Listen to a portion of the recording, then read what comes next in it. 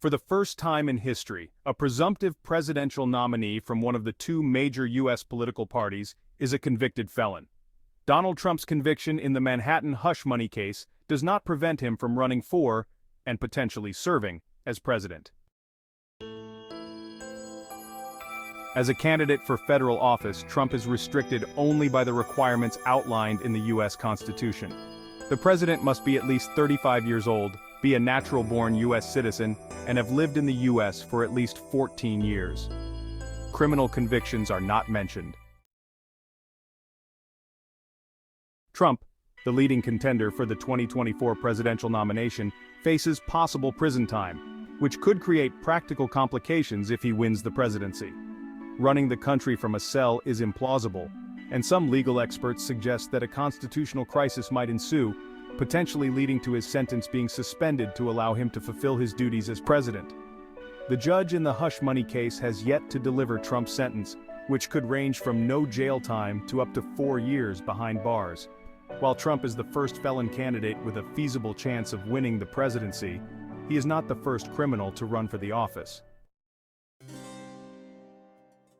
In 1920, Eugene V. Debs, the Socialist Party nominee, campaigned while serving a 10-year federal sentence for urging resistance to the World War I draft. Debs received 3% of the popular vote, a respectable number, but not enough to force the nation to address the improbable constitutional question of an imprisoned candidate winning the presidency.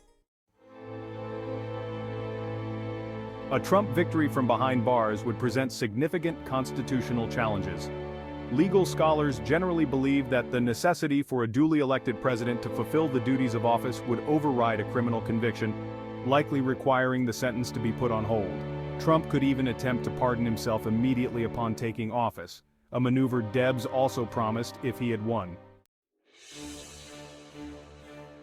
Seton Hall law professor Eugene Mazo remarked, "Then we're just going to get into uncharted waters. I don't think we have an answer to this." Debs' case, much like Trump's situation now, raises the question, can a person run for president or be elected president after being convicted of a crime or even while in jail? The answer, both then and now, appears to be yes.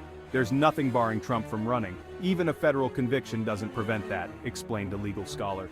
The Supreme Court has said what's in the Constitution are the only requirements you need to run for federal office.